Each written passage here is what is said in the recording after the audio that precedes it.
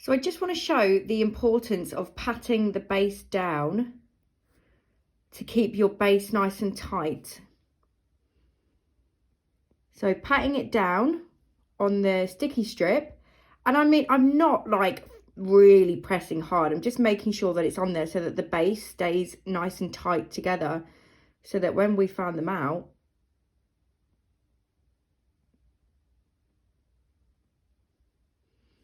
the base will stay together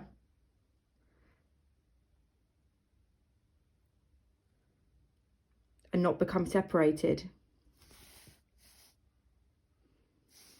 If you don't pat them down and you just leave it there, you can already see that it's loosey-goosey. So if I haven't pat it and I'm just going to start trying to fan, it's just going to go all over the place. You can see it's like, it's not working out at all. And if I try and pick it up, it just falls apart and the base is completely separated. It's just not good.